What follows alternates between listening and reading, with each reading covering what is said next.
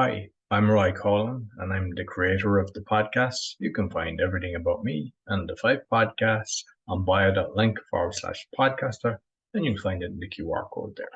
I'd also like to thank my sponsors.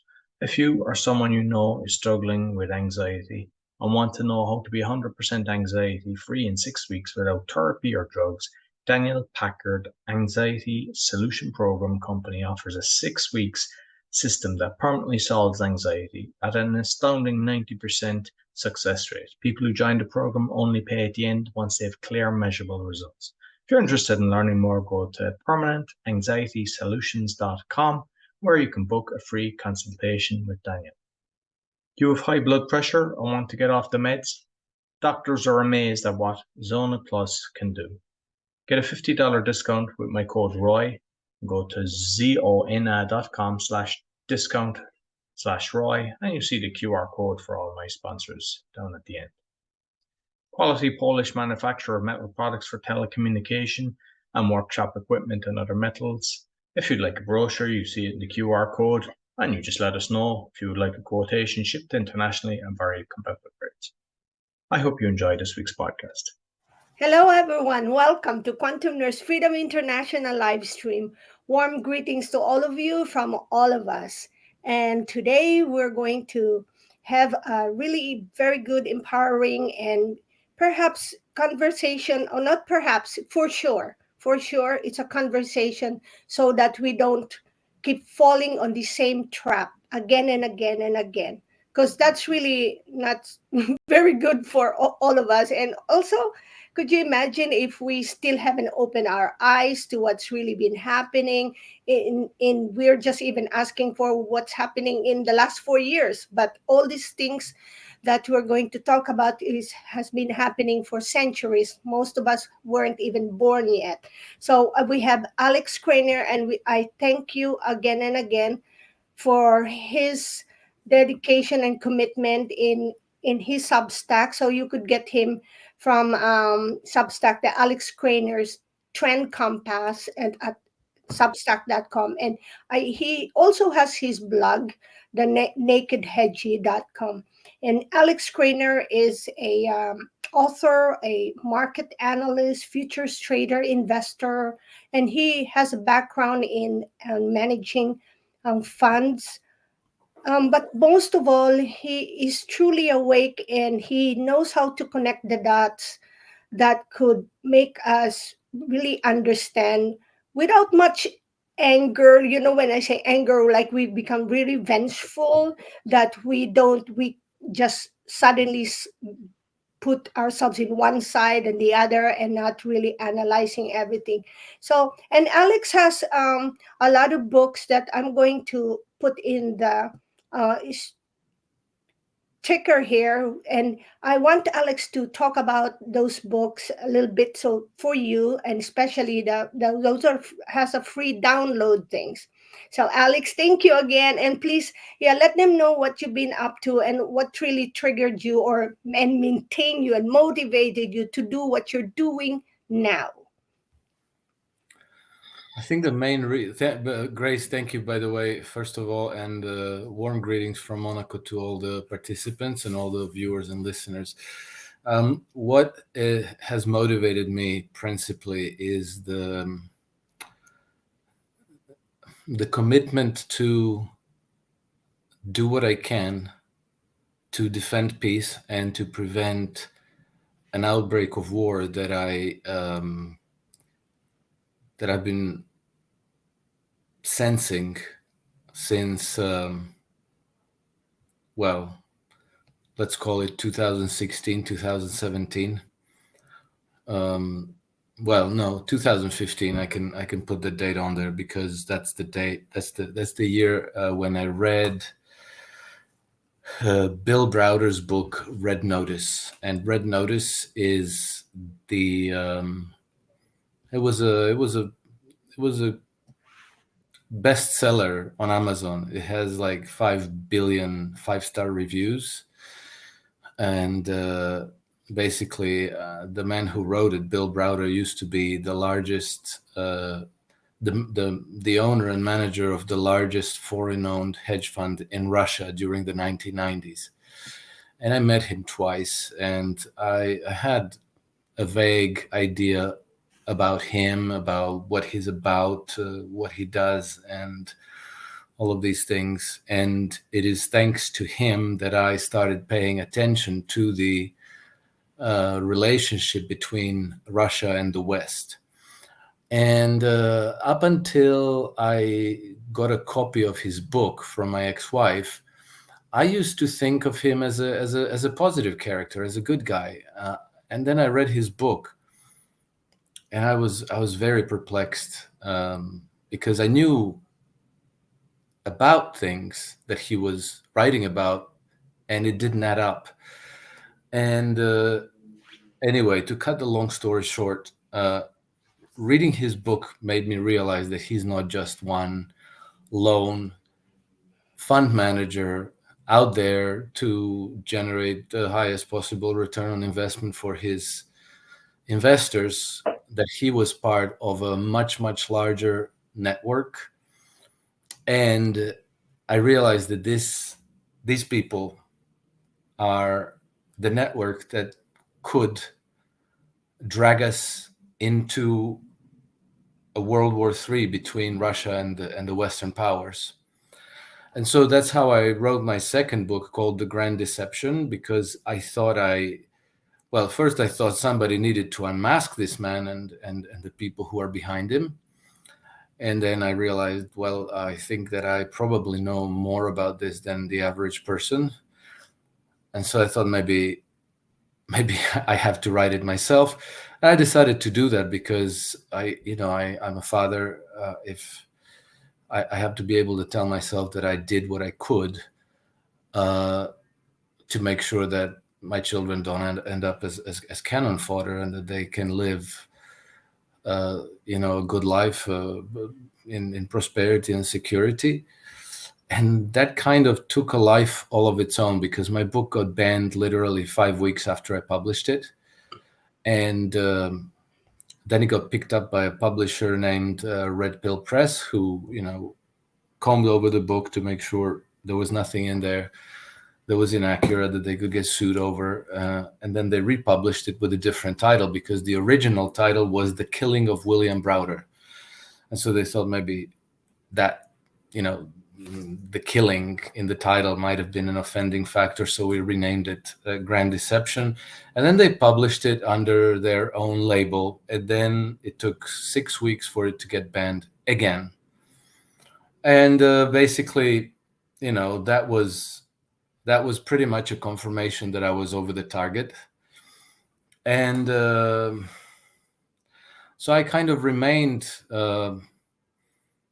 in addition to my day job, which is no longer, it's related to financial market, but I no longer manage directly people's investments. I no longer work as a fund manager. But being active, writing, publishing has become part of my life. And as I observe things happening, we saw over the last several years that we really are moving dangerously in the direction of military escalations. And so I just feel an inner compulsion to try to push the other way towards greater peace, greater understanding, greater security. And I think that truth is the light that is shining the way forward. So I read, I research, I'm trying to understand what's going on, and I try to share my understanding of what's going on.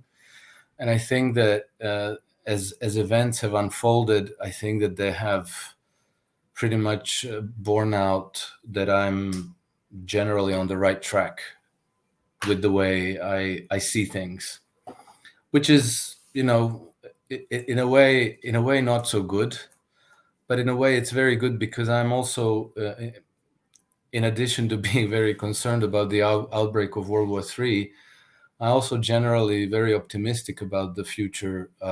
We could potentially leave behind for future generations. So that's the good part, and that's the part that is additionally motivating. Yeah, I can truly say that you're living your life of motivation, and I can see that because on the way you write on the truth that, and yeah, if if if possible, when we can hope that what you're writing is not true, but it is true. So we have no other choice but to really just feel it. But and at the end, you will always insert, whether it's in your writing or in your public speaking, your faith in the creativity of humanity, and that there's always something that we have accomplished so powerfully, except that it's never been on the mainstream education to make us feel that. So I thought that whenever there's something that mainstream says, don't listen to this or don't do that, it's like I kind of think that's the opposite of what I need to do. And so when you wrote, and I like this topic, war, not because I love war, or no one loves war, but it's happening. And although they say we're in the precipice, for me, we are at war in a different scale. So in your article, and you place there, the war is an oligarchy's great silencer. What do you mean by that? And what are they trying to silence? And this is just one of the many questions I have in my mind in terms of war. And I'll just uh, uh, mention other questions. And I just like you to help us and the viewers understand, how do we make sense of everything that's happening? How do we not get into the trap? And yeah, what are they trying to silence? Is war necessary? And who really benefits in the war? So I like to kind of lead us in that conversation. And thank you so much for everything that you do in all your writing, and being always accepting my invitation to come back. Well, it's Grace, it's a pleasure to accept your invitations. I very much enjoy connecting with you on these podcasts, and that's very kind what you said. To try to explain, we have to start with the financial system. To try to explain the global events.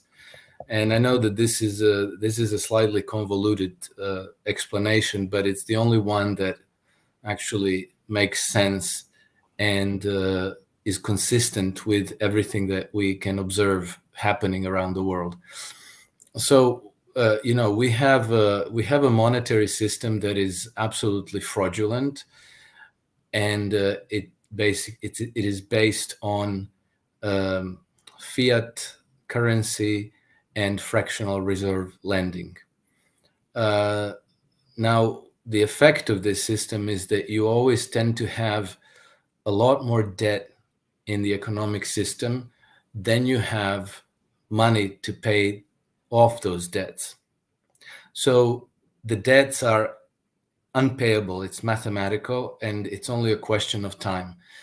This system is only grows the system is only stable insofar as it grows. So the reason is that all the money that gets put into circulation in an economy reflects debt. So if for any amount of euros or dollars or yen or whatever currency you want to pick in the world, for any amount of it to get into circulation, somebody has to take on debt. The problem is that only the principal goes into circulation of the debt, but it has to be paid back with interest. So if you take a typical mortgage, maybe you borrow $100,000, but over the life of the mortgage of whatever, 20, 25, 30 years, you have to pay double as much, except that only $100,000 became available as purchasing power the moment you took on that mortgage. And so the only way for there to be additional money in circulation is for other people to get into debt. and then they have to repay it with interest too. So the whole system is a giant Ponzi scheme, literally. So it's only stable for as long as you can draw more and more and more people into it. But any economy has only a finite capacity to carry debt. You maybe you can continue paying off $100,000 debt or $500,000 debt, whatever, but you can't take on 10 million or 50 million or $1 billion of debt. So it really is finite, and it starts to level off at the moment where the principal chunks of infrastructure in society have been built. People have homes, jobs, cars, second cars, holiday homes. They have clothes on their back. They're well fed. From that point on, nobody's very strongly inclined to go deeper into debt to buy a third, fifth, 10th home and 15th car, and it levels off. So at that point, the system is at risk of collapsing because it's no longer growing at a sufficient rate to keep it stable. And so at that point, you have to get the government into the game. And the governments, they have to take on debt. It's not sufficient for them to just tax and spend, because taxation doesn't create additional purchasing power. It just shifts purchasing power from people who earned it to the government, and it changes the nature of spending, because you and I might spend our money in one way, the government is going to spend it in a different way. And what tends to happen usually is that governments favor military spending. Not everywhere, not in all countries, but in, let's say, these imperially and colonially inclined nations, it tends to be military spending. In other cultures, in other countries, you get spending on monuments, on space programs, on infrastructure programs, pyramids, cathedrals, whatever. But in the Western world, in colonial nations like Great Britain, France, United States, Spain, it's tended to the politics has tended to strongly favor military spending.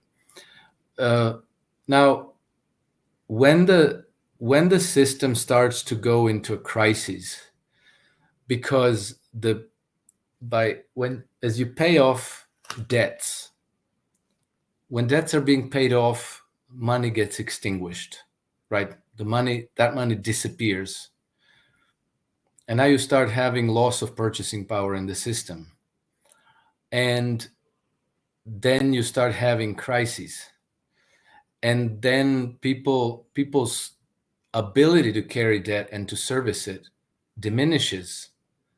So you have to start imposing, how do you call this, austerity. And this austerity gets more and more savage, and people start really suffering. They have difficulties making ends meet. You end up with a lot of unemployed people. You get more and more homeless people. The government have to divert more and more money towards repayment of debt, and away from social services like healthcare and policing, and keeping the cities clean, maintenance of libraries, parks, and so on. And so now people start getting really, really unhappy with the situation, and you have social pressures that build up, and then the result is, and it has been for more than 2,000 years, the result has been, hey, let's go to war. Because, the segment of the population that represents the greatest risk to the established order are, let's say, military-age men, and these military-age men are those who are most inclined to go out there and try to change the system, because it's not working out and their families are suffering. Well, at that point, the authorities, the powers that be, are going to start screaming enemies at the gate, barbarians at the gate. And they're going to start the propaganda about evil barbarians who are coming to destroy our way of life, who will come and sack our towns and kill our children and rape our women and so forth. And then people feel inclined, exactly the right sort of people, they feel inclined to defend their homes and their cities and their country. You have an explosion of patriotic fervor and let's go kill these evil barbarians, these enemies, whatever, the Huns, the Visigoths, the Russians, the Chinese, whatever. And that allows the powers that be, the oligarchies in charge, to sacrifice a large number of these people, of the men. Some of them will end up, being loyal and capable, and they'll end up getting privileged jobs in defending the established order. And so the system kind of converges on the state of permanent warfare, because you have to keep manufacturing the crises to explain why everything is bad. Oh, because Muslim extremists and terrorists, and oh no, it's Saddam, it's Assad, it's the Russians, it's the Muslims, it's the Chinese. We have to always be fighting somebody, and every bad thing that happens is explained by pointing to an external enemy and directing people's grievances and anger and hatred towards that external enemy. And so, we've seen that over the last 20 years. We were very strongly encouraged to hate the Muslims, and then that got old, and then it was Gaddafi and then Saddam and the Taliban, and most recently it was the Russians, and now they're building up for the Chinese, and now courtesy of Israel, we have the Muslim extremists once again who are now threatening our cities, and so it goes on and on and on. And then you realize, my gosh, we're always at war, but we're also always less and less prosperous than we used to be. And for the first time in living memory, people today actually expect that their children will be less well off than we were. And people wonder, well, how come, since, we're so productive, productivity is through the roof, right? It's insane how productive we are. But maybe 50 years ago, one blue-collar job could comfortably maintain a family of 4 or 5. And today, 2 white-collar jobs can barely make ends meet for, a household of 2 or 3 people. And then people start noticing that their kids, they've done everything right. They went to school, they got good grades, they went to university, they got a degree, they got a professional job. But it looks like they're going to be moving back home with the parents because they can't afford the rent and all the other expenses. And so, the whole society is designed in a way that the wealth that we create, the productivity of our labors, the creativity of the people, the inventiveness, merely shifts that wealth gradually but constantly from the people who create the wealth to a very narrow parasitic oligarchy that is draining that wealth away. And because this setup is so valuable to them, they will do everything and anything to keep it intact and to make sure that some revolution doesn't blow up on them and upsets the cart. And the most reliable way of doing that is to constantly invent foreign enemies and to constantly provoke foreign wars and to constantly divert people's attention from the plunder that they're being subjected to in everyday life to the barbarians at the gate. All right, so I hope that made sense.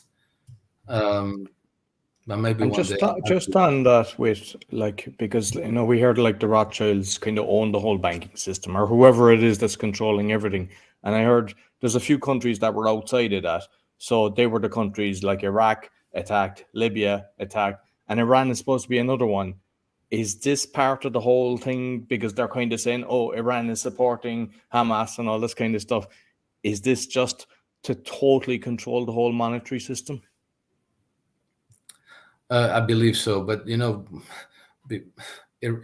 and then we can even get into that question. How is Iran supporting Hamas? I mean, that would be almost as absurd as saying that Russia is supporting the Azov battalion in Ukraine, the Nazis in Ukraine. And I'll explain, because this is not clear. And I was on a call recently with people who are very well informed otherwise, but they're just saying this as though everybody knows it's true. It's just repetition. It's Iran, it's Iran, it's Iran. And I asked them, like, but do you have any evidence whatsoever that Iran has any involvement?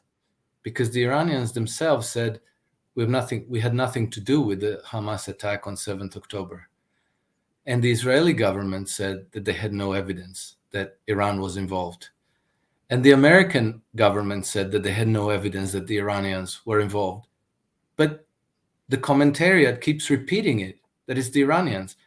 Allow me to explain. So Hamas, first of all, we have to distinguish Hamas and Hezbollah. That also people keep mixing up like it's the same thing. It's not. Iranians do support openly the Hezbollah, which is the Shia Islamic movement and political organization in Lebanon. And they're also a military organization. And they are a real threat to the state of Israel. Okay. Hamas is a different thing altogether. Hamas is the creation of Israel. It was created in order to fracture Palestine, the political organization of the Palestinian people. Very straight up divide and conquer tactic. You had the Palestinian Liberation Organization, which was a secular political organization struggling for the emancipation, liberation of the Palestinian people. And so Israel helped create Hamas, which was an Islamist Sunni organization, which, ostensibly Islamist, but I'm not even buying that. They are some kind of intelligence front which does have certain political weight in the Gaza Strip, because they're literally receiving hundreds of millions of dollars, but not from Iran. They're getting it from Qatar, that we know for sure.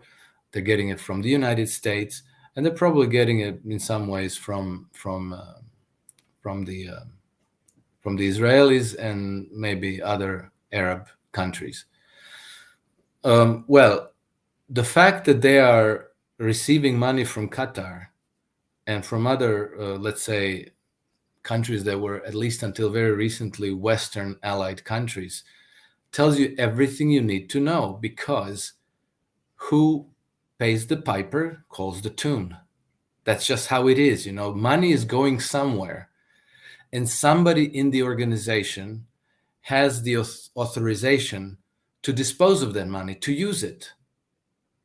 And they're going to use it in the way the paymaster says. Otherwise, the paymaster is going to withdraw the authorization and is going to give it to somebody else. So, like if you're what's his name? Haniyeh, I forget his first name. You're going to do as told. So, the Palestinian people had one, let's call it, reliable friend in the government of Bashar al-Assad in Syria. And they offered a safe haven to Hamas, and they had their headquarters in Damascus. And then when the West decided to crush Syria in 2011, Hamas was offered to move the headquarters to Qatar. They were offered hundreds of millions of dollars in support. They took the money, they stabbed the Syrian government in the back, and they moved to Qatar. And they expressed their support for the, democratic processes in Syria, which, as we know, we had Free Syrian Army, we had the moderate terrorists there, ISIS and Al-Qaeda, all proxies of the Western powers that wanted to break the regime of Bashar al-Assad and regime change Syria. And rather than standing by their friend and ally, Hamas threw them under the bus. So that's who Hamas is. And since Hamas is being paid by the Western intelligence, deep state structures, then Hamas is going to do as they told them, as they tell them.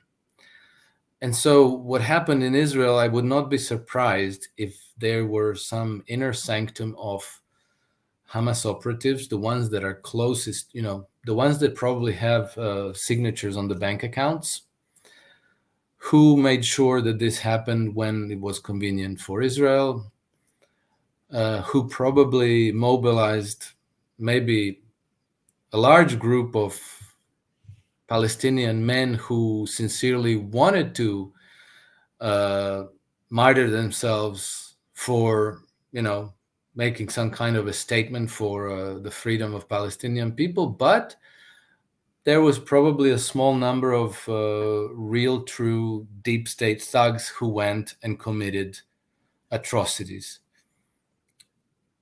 And now I think that it is pretty clear that this was orchestrated.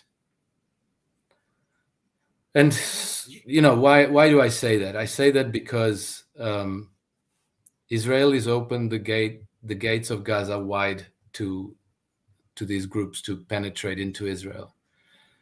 The American intelligence warned them that something was brewing and that something was going to happen there. The Egyptian intelligence warned them.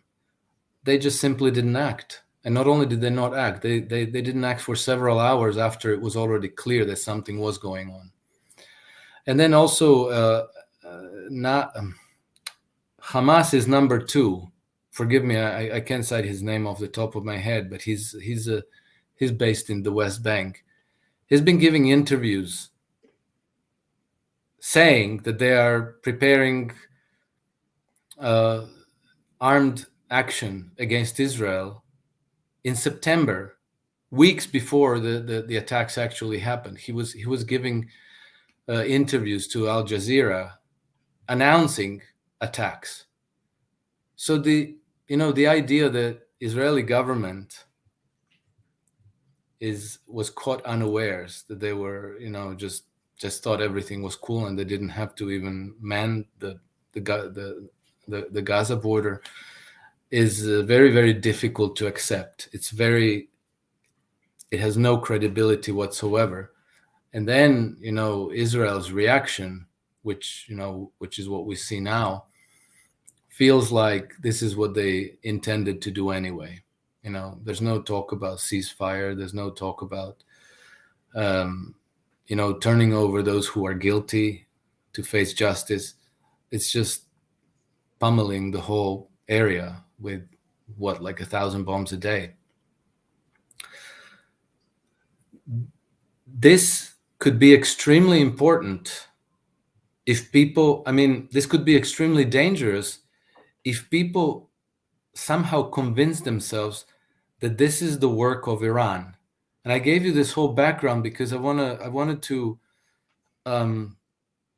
make it clear that this is about as likely to be an Iranian operation as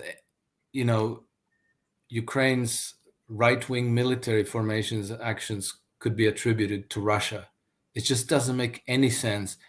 And I think it only, this narrative only got legs because it is so confusing to people. Hamas, Hezbollah, Qatar, Iran, they cannot distinguish, and our media are not trying to clarify any of this. So they're just going with this narrative, and people keep repeating it's the Iranians, and the danger is that this really leads us sleepwalking into World War II.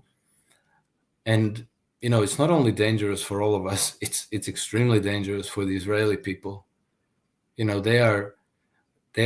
They have been placed between the rock and the hard place, and the people who are driving the show have absolutely no regard for their lives any more than have any regard for the life of the Palestinian people. Like with the technology that the Israelis have, they have the most advanced in the world. I mean, I heard that even if a cockroach was going across the fence, they would know about it. Like, so that's as obvious as it is. But if you even take a few layers back, like during the lockdown, like the countries that were really jabbed to the hilt and were suffering massive consequences because of that was Israel as well. So it's like if they're trying to wipe them out themselves. Yes, exactly. And I have to confess that I was very surprised by the way the whole pandemic episode unfolded in Israel, because I would have expected that they would go light on the Israeli people, that maybe, the health minister, his or her, whatever, policy would be more similar to the way it was in Sweden. But instead, they went really hard, and like I even came across Benjamin Netanyahu bragging about how he was going to turn Israel into. I don't exactly remember every word. I don't want to misquote him, but he was giving this speech at the World Economic Forum in Davos, and the gist of what he was saying is that Israel would be the largest real life experiment or on the population for these mRNA vaccines. And I just could not believe what I was hearing, because this is an experiment, this is an untested technology. This is a product that was developed with extreme haste. It didn't take a genius to think that, wait, even if everything is as they say on the tin, there's risk that we don't know about. So, to go that hard and that ruthlessly and unscrupulously and subject the people to such an experiment told you everything you need to know. They don't care. They don't care at all. They're going to sacrifice them all for their ends. And what do you see how does the Israelis respond to it? Because I was thinking, Alex, how do you respond to someone when someone talks to you like, okay, my family's in Israel and they're doing okay after the incident, but the government is recalling all fighting age Israelis to sign up. And of course, he said, I'm getting too old for this. So my thought, of course, said, if a lot of Israeli people are really, really awake, then maybe no one should sign up. Because it's not that they're truly defending, but someone said, but if that's your nation and they're being invaded, what are you going to do? I said, well, first I have to ask who's really invading my nation and who's truly running, and I'm signing up for whom? Whom am I fighting for? I said, even if just one family member, that's precious to me. I even said, if that happens in the Philippines, I'm going to say, don't even think about signing up until you know who you're fighting for. So, how would you, properly, if there's a proper way of responding that to people whom you might meet, that they are concerned that they're getting invaded, and is this like a way of wiping out a nation? It seems like they really want to do that. I hope not. But everything you said makes complete and perfect sense. The problem, unfortunately, is that in some nations, the propaganda and the brainwash has been extremely pervasive, and the censorship has been very aggressive. Unfortunately, Israel is one of those nations. And, well, I don't know many Israelis, but a friend of mine is an Israeli journalist, Efrat Fenixon, and I spoke with her. And, well, she told me that not many Israelis are awake to all these things, that most people are going with the, mainstream media propaganda, and they're believing things as they're presented to them. And so I think that the situation is very worrisome, particularly now, at this moment when the emotions are running hot, and whatever you say, any small slight inclination to question things, you're immediately attacked as a, you're a Hamas supporter, you're a Hamas apologist. And so it's probably a very difficult moment to try to tell people the truth. I hope and pray that external powers will prevail in pressuring the Israeli government to cease and desist before they put not just the Palestinian people into a industrial scale meat grinder, but also the Israeli people with them, because the Israel is surrounded by much larger Arab populations. You don't throw rocks if you're living in a glass house. You have to make peace with your neighbors. You cannot live in peace. You cannot live a good life unless you make peace with your neighbors. And it seems to me that the Netanyahu government is going in exactly the opposite direction. Barbarians at the gate, everybody to arms, let's go and fight. And I don't quite understand what the point is, what they're hoping to achieve. And it seems to me that it's just Netanyahu, buying another few months or years of his political life with the blood of Israelis and the blood of Palestinians. Maybe I'm wrong, but everything I see is suggesting that this is what's going on.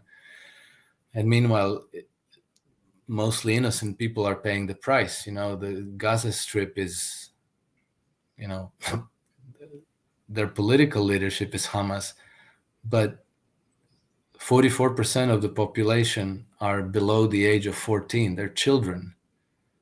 What crime have they committed? Boys and girls. What have they done to anybody to deserve to be killed?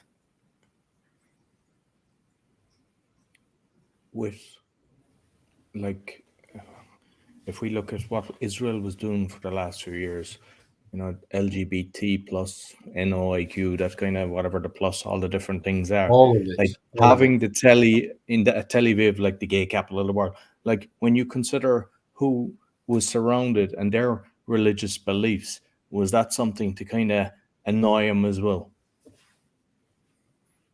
Well, I don't know if that was to annoy them.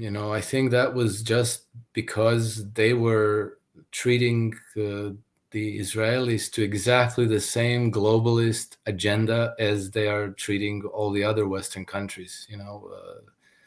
The LGBT thing, the destruction of the family.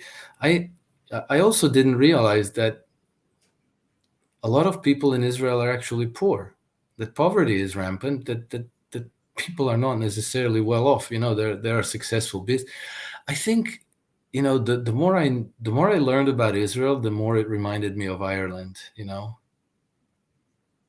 and because also my Irish friend tell me that not very many people in Ireland are very awake, that censorship is very aggressive, that propaganda is very. I mean, I'm Irish. It's compared to what it was Yes. like in my day. I'm shocked at how people are Yes. just Yes. compliant. Like there's a high Yes. percentage that lined up as well for their quadruple booster, and yeah, they're Yes. attacking the other people. So it's a different nation than it was 40 years ago. Yeah. And the more I heard about how things were in Israel, the more it sounded to me exactly like in Ireland. And you guys also had LGBT St. Patrick's Day parade, and schools are being completely transformed into these, social justice, LGBT, whatever, indoctrination camps, and people are besides themselves. And well, that's gonna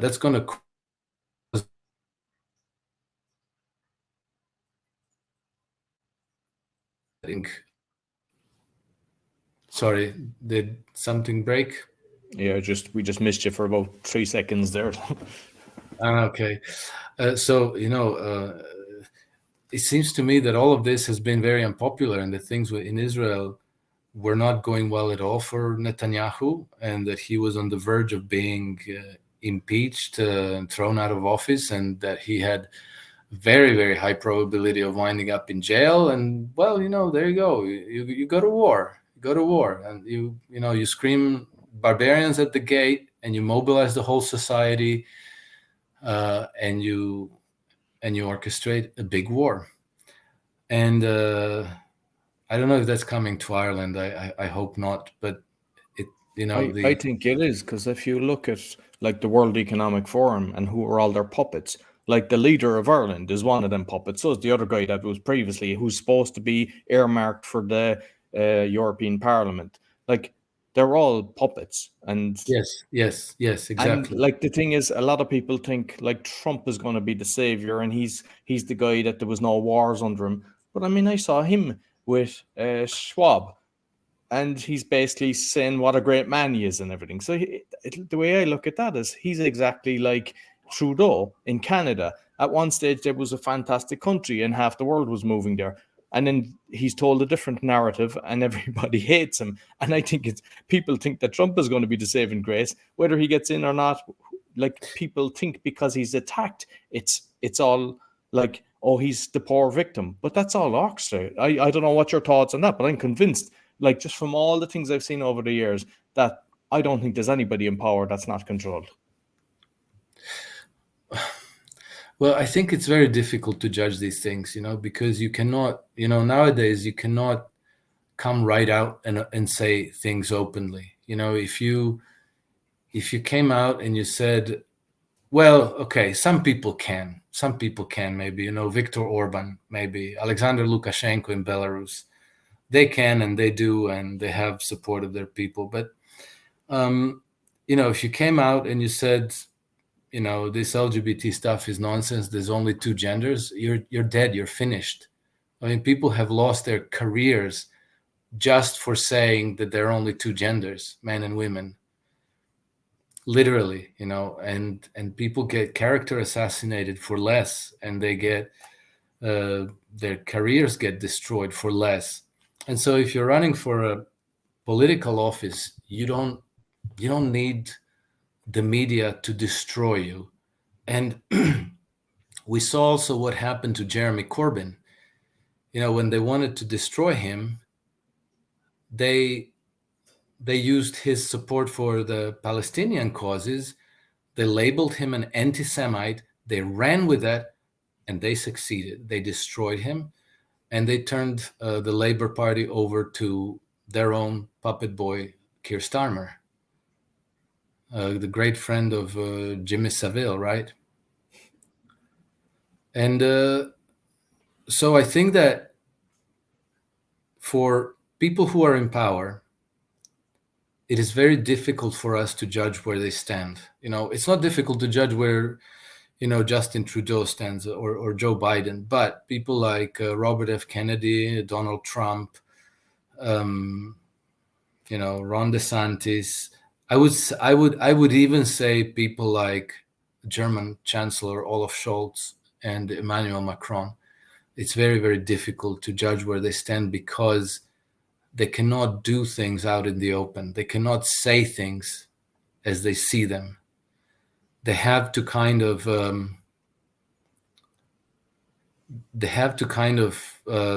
move between the goalposts very, very carefully, and then maybe only get a glimpse of what they're doing because they'll be making very clear declarations, but then you'll see that they're really dragging their feet when it comes to execution. Olaf Scholz spent a lot of time speaking with Vladimir Putin. It seemed that he was maybe trying to avoid going to war.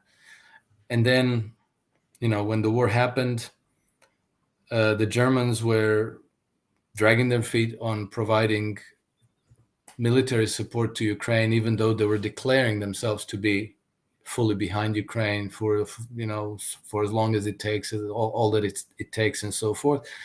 And then they would send them, weaponry that was very difficult to use, very difficult to maintain, or didn't function at all. The same happened from Italian government. So like we are at a juncture when nothing is what it seems. Nothing is what it seems. So I wouldn't be surprised if Robert F. Kennedy and Donald Trump were making statements to make sure that they cannot be subjected to a hysterical media witch hunt, and that they won't jeopardize their chances of winning in the elections. But we'll find out. We'll find out because things that are happening in the world are extremely strange, and I think it's very difficult to judge where we're at and who's who in the game. And it'll take time before we can like when you mentioned Trump being pictured with Klaus Schwab and they seem like they're friendly. You can also see pictures of Klaus Schwab with Vladimir Putin and they seem friendly, and Vladimir Putin is friendly with Trump Klaus with Schwab Epstein, and he's saying that he was only visiting them. Right.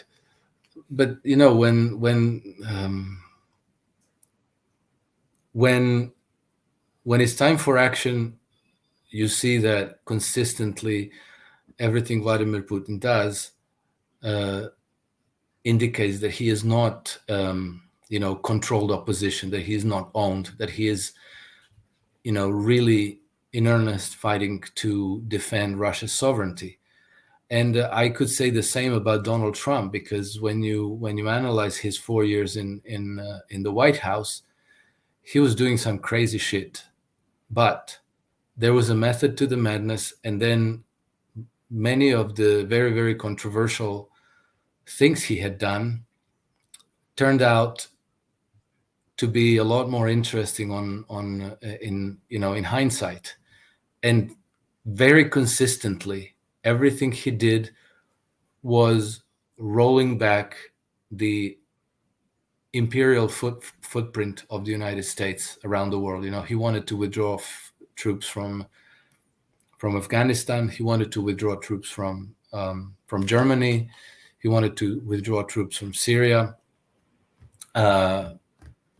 He tried to make peace between United States and North Korea, and so on and so forth. Many, many, many different things. I think that one very, very grave mistake he did was the assassination of the Iranian general, whose name slips my mind at the moment, but you probably know the episode I was talking about. So anyway, long story short, we have to kind of observe very carefully and be patient and give people the benefit of the doubt. There was a time when Edward Snowden was also part of the deep state and the military industrial complex. And then, when the time came, he gave them a very, very painful, crippling blow in the court of public opinion. So it's hard to judge who's who. And I'm not sure, because we were talking about Ireland, and I've seen letters from the Ukraine. So they're trying to conscription now, bringing the men back. But I've also seen on another show where they're actually trying to get the women as well, which is kind of strange in this day and age that you don't have a choice. I mean, some people want to fight. I would never fight for anybody because, but they're actually being made to leave the country that they escaped the Ukraine, they escaped the war, and now they're being made go back to fight. And I know, and possibly die. Yes. I think it's a tragic thing, and I, as somebody who, when I was in my 20s, volunteered to go to war, and I was ready to fight and die for my country, I would tell every single person who is considering doing this, don't, because you're just gonna get hurt and possibly die for no good reason. The idea of fighting for one's country is maybe appealing at the moment where you think that you have external enemies who are, jeopardizing your life. But, I went into Croatian military. I was there in war. We won our quote unquote freedom from, we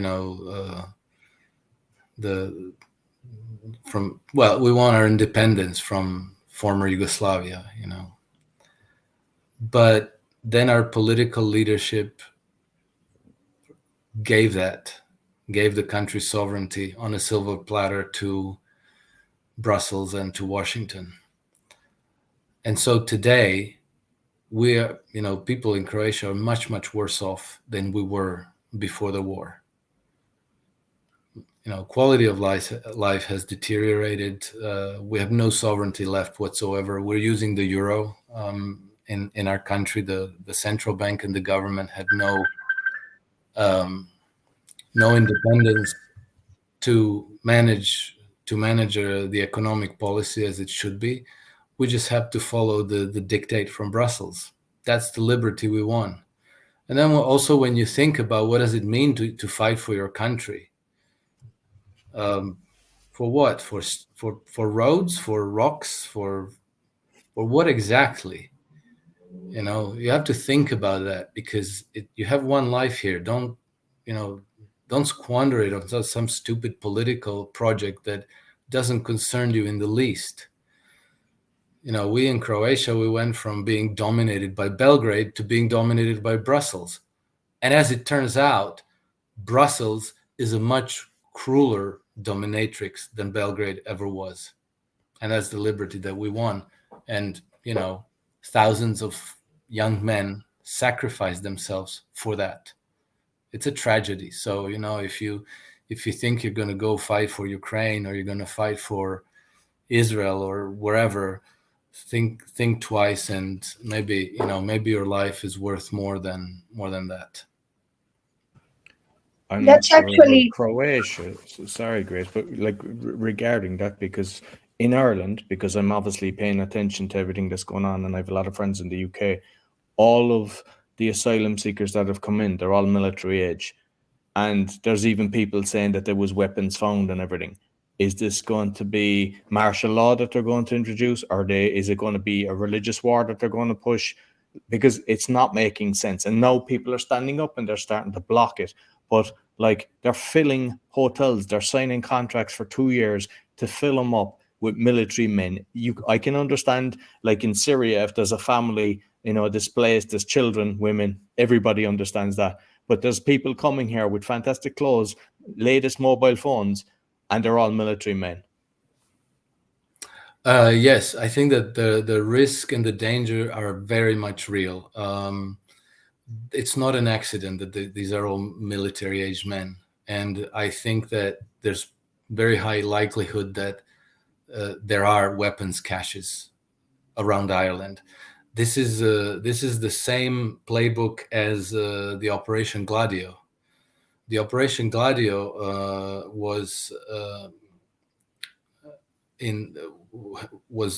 conducted during the 1970s and 1980s, early 80s in Italy and Germany, and I think Belgium as well. It was orchestrated by NATO, and so basically this was it wasn't the immigrants, but it was ostensibly far left, extreme left, communist militias and terror groups who were conducting terror attacks on people in Italy and Germany. They blew up a nightclub in Germany. They blew up. They caused several bomb explosions in Italian cities. They blew up the train station in Bologna in 1978, 79, I forget, and they killed something like 80 or 90 people who were commuters. And as it turned out, and this is not a conspiracy, this was an operation conducted by NATO. And they even kidnapped Italian Prime Minister Aldo Moro and assassinated him. And they blamed left-wing extremists for it, the Red Brigade, Brigate Rosse, right? But it was NATO behind it. And so, what we see today is probably some variation of that playbook, because I think that, when the social pressures in Ireland, in a place like Ireland, boil over, and the ordinary people find common cause with the military and the police, because Irish police are still Irish and Irish military are still Irish. They might sympathize with the plight of the Irish people. Irish police might sympathize with the plight of the Irish families. So you bring in foreigners who have no roots in the country and who are going to find cushy jobs policing the Irish. And then all of a sudden they're going to find themselves armed and being the riot control people. When they tell you have to stay in 15-minute cities, you have to stay in your homes, and maybe you ask an Irishman to police that, and maybe they're going to say that's complete nonsense. And I've observed this personally here in France. I wrote an article about it. When they during the lockdowns, when they opened the beaches in France, and they opened them in a new normal kind of way, where they had, you couldn't just go to the beach. They had a very, very, very strictly defined regime of how you can go to the sea and how long you can stay and where you can go and where you cannot go, and are you allowed to talk to people and all that. It was just horrible. But it lasted 4 days because all the police that were sent to patrol this, first of all, they were local. They knew the people they were supposed to police. Second of all, none of it made any sense. So after 4 days of this, we were back to the new normal. Well, maybe that's a problem because, you have French people policing French people. But if you bring in, Algerians to police French people, maybe they will not be so soft on them. Maybe, they will be extremely harsh. And so maybe the people who are in power will feel much safer asking harsh repression against the local population. So I think this is the reason why they are bringing all these military age migrants from abroad, because if the social pressures boil over, they're going to need very, very radical riot control measures, and they will probably not be able to rely on the ordinary police. They will need military age men from other cultures.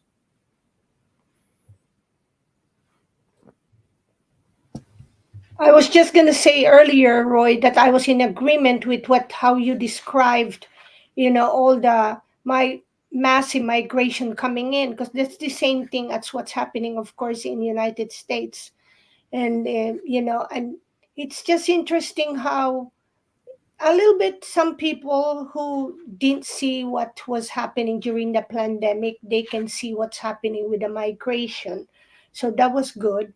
But when this thing happened in Israel, suddenly they lost all the being awake again, and they fell into the same trap. So, well, my concern is, Alex, how do you also respond when people say, "Hey, Grace, this has been happening for centuries. There'll never be a solution. Tell me the solution." And then said, a lot of podcasts I hear, they only pinpoint all the things that are, maybe the roots of it, looking at it, but then no one would say for the solution. And of course, in my own discernment, I see and I hear solutions when people have a conversation, but I failed to use the term on the external factors, external forces are there. So even with that kind of issue that's been going on for eons, it cannot be, seemed like it's never resolvable, because we're not looking at it from the micro to macro, or we're just not looking at it in so big. So I just wanted you to please explain more or tell more on the possibility of solutions, especially when external factors are, we can see, are the major players. Okay. Okay, so here's why I think that is different this time. There's one element to the equation that was never there ever in history before, and that is the internet. So up until the last 20 years or so, we literally had to depend on, printed press and radio and television for information. So for people who controlled those media, it was very easy to control the narrative. And we knew what we knew, and it was very easy for them to deceive us. Today, we see that it's very different. And, going back to where we started, what I started explaining to you, that, I lived through the outbreak of war in former Yugoslavia, and I was very afraid of that happening again between Russia and the West. The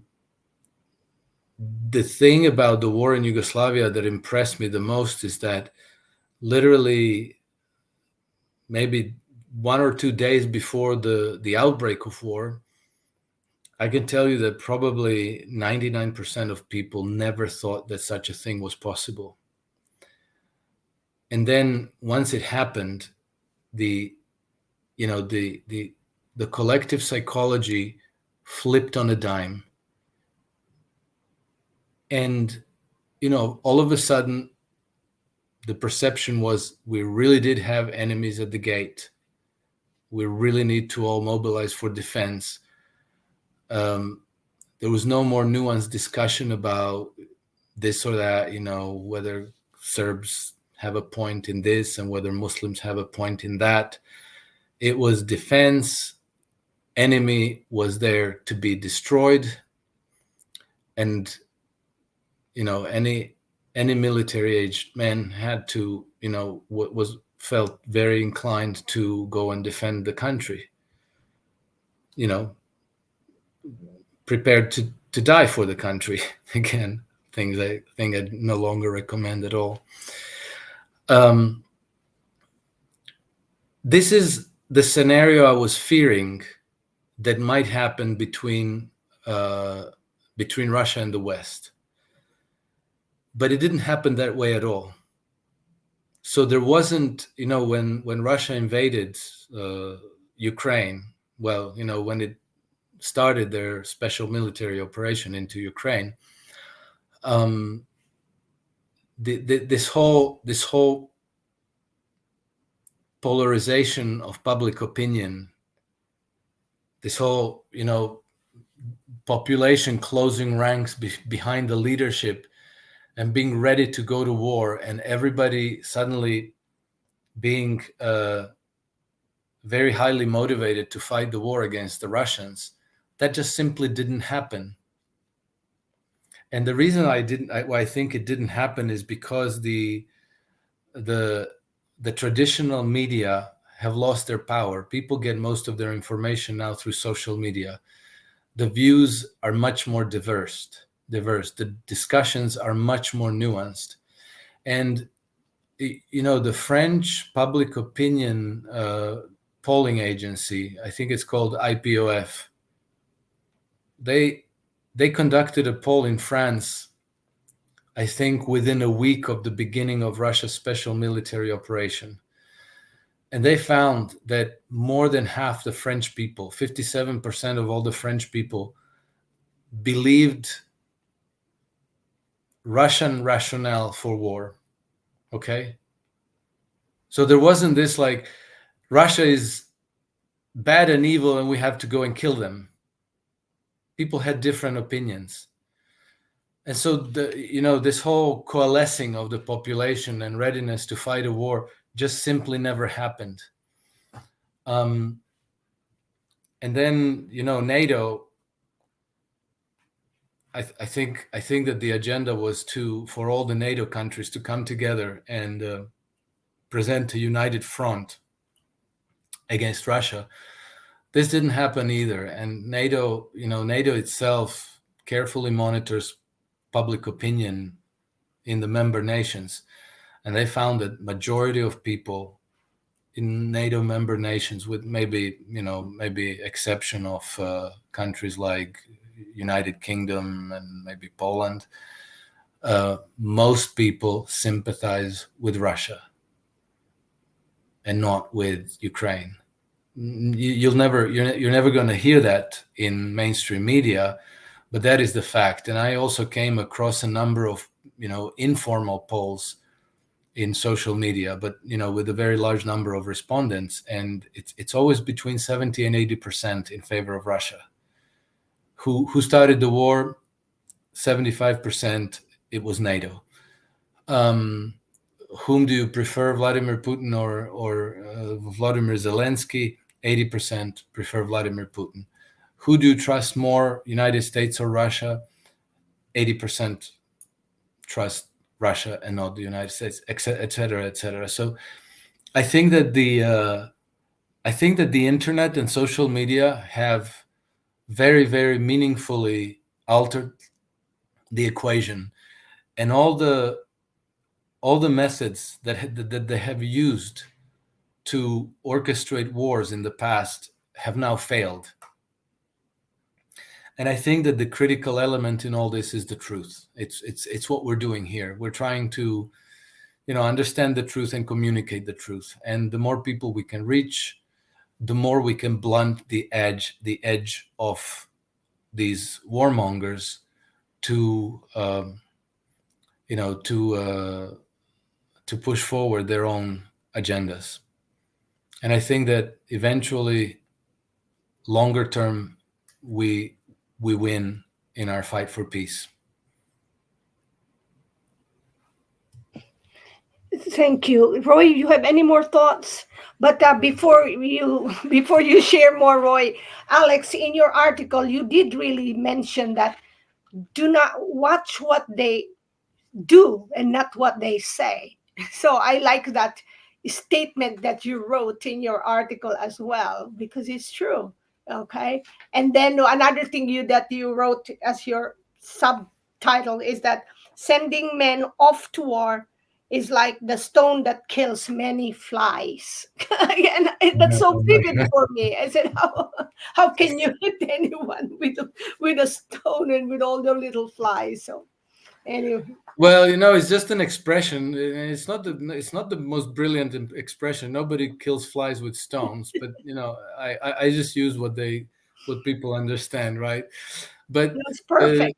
It is, because not only are you getting rid of military-aged men that could constitute a threat to your system if they rebel, but also war creates the emergency that then excuses any kind of government abuse. You can, well, we can see that now with Israel and Palestine. When they all of a sudden they are arresting people if they turn up with a Palestinian flag. They are, if they've outlawed demonstrations in France, in Germany, in UK that support the Palestinian causes, right? They are European Commission sent out Thierry Breton around the United States to demand that the social media censor, things about the pandemic and things about Israeli-Palestinian conflict. So, the war creates this emergency that then lets them sweep everything and anything under the carpet. And even the crisis, if there's inflation and you can no longer afford the necessities of life, well, they can say, well, look, the Iranians caused this big war, or Vladimir Putin price hike, that's why you can't afford to live. It's war has been incredibly helpful and useful to the Western oligarchies.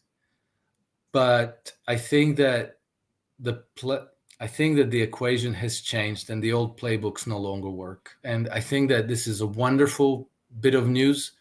It is news to me. But I think that we haven't won the war. We have to keep on insisting on learning the truth, communicating the truth, and making sure that we do not sleepwalk into another massive bloodshed on the European continent, but anywhere, in fact. With just getting the information out, I know podcasts have been a great way of doing it, and it seems like the popularity of obviously Rogan, Patrick Bet-David, and a few of them. But I've seen apparently that in Canada they're shutting down one of our previous guests, podcasters that used to be with us. He just got wiped out. They took him down, couldn't get it back on. And the others, like one is in Germany, one's in Singapore, they're basically terrified because of the laws in Germany and the different countries. And I know that they brought in a law in Ireland as well. And people are then afraid to actually even broadcast or do anything. And another side of it is I meet a load of people and they all thank me. Thank you for what you're doing. But they're afraid to even give you a thumbs up or any support because they think they'll be targeted. And I think it's a case of we have to stand up and stop fearing them, because that's why they're allowed to do it. Because if you stand up, then your neighbor goes, hey, I believe this as well. And it's going the opposite way. People are just quivering. It's like, I don't care if they bring in a law in Poland. I'm still going to keep doing this. Well, if we don't, we are condemning our children to live under a tyrannical dictatorship, and we're condemning them to a life that may not be worth living. Because if the oligarchy is ruling the West, and these are, I didn't include this in my explanation in the beginning of where all these problems come from, but they always come from banking oligarchies. That's been true in ancient Greece. That's been true in Rome, in Italy during the Lombard banking period. It's been true of the Spanish Empire that wiped out, the civilization of South America. And it was true also of the Belgian and British empires and the Dutch Empire. Extremely, extremely bloody business every single time. These oligarchies regard us as cattle. We are worth nothing to them. And if they decide that people are going to live in small pods and eat recycled insect protein in 15-minute cities, that's what's going to happen. So if we allow ourselves to be intimidated into silence, then we are just shifting the battle to our children. I don't think we have the right to do that. And I think that, the one thing that's worth fighting and dying for, it's not the concept of the country. It's your family, right? Men, women would be prepared to lay down their lives to defend their children, their family, their immediate social group. And I think that is legit. But this battle is now. This battle is upon us. And to acquiesce, to capitulate to these people, it's an unbearable thought to me, because I think we've also learned who these people are, what they're like. I just cannot bear the thought of them winning, of them prevailing. And I think that we must not be afraid of them, because some of us are going to get hurt, but they can't kill all of us, right? They can't put all of us into prison. And what if you break the law of that, is not a legitimate law, because you broke the censorship rules? And so what? You're going to find yourself in front of some judge? Well, and then what? That judge might be a human being. They might let you off, or you might be Just on punished. that, actually, because, I've seen the Ulis and all the people, the Blade Runners and all that, but you're talking about the judges. And, even when I saw the letters from the Irish government trying to, take the people to go into the army, if you use UCC and common law, you can actually challenge the jurisdiction. And I think I'm seeing it, because I'm getting a lot of guests coming on doing that, and I'm seeing it's gaining popularity. And people are realizing we weren't born slaves, yet we all are. And once you Yes. actually challenge it, you say, hey, prove to me that you actually have control over me. They can't.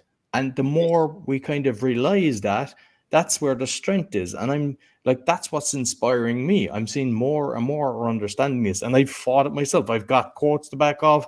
I've got, police to back off and everything. I mean, I see the power of this. And it's just like little old me over here. So if you can get thousands of people doing that, that's how Yes. we'll take them down. Exactly. And I think that we win 100%. The only way we don't win, the only way we lose this battle, is if we capitulate without a fight. And so they are trying extremely, extremely hard to induce us to do exactly that. So they're using scare tactics, intimidation. They're doing everything for us to think, no, resistance is futile. They won, we lost. I'll just be quiet to, not have any inconveniences and any embarrassments or any, problems that they could cause me. But, if you do that, then you're handing them a victory without a fight. And they are horrible people. They don't deserve that. And then you're shifting the battle onto your children. You're saying, yeah, I can't be bothered. It's going to be on you. You're going to be having to live that battle, but, probably in much, much worse conditions. We have a chance. We have a real chance. We have to seize it. And there's a lot more of us than there is of them. There's a lot more of us that there are even prison cells. They cannot fight us. They cannot even fight us. Their only hope is for us to capitulate. Let's not give it to them.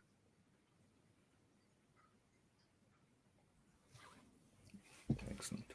Thank you. Alex, do you want to tell them again where they can engage with you? I have this, but I have also your list of books but anyway, go ahead, please.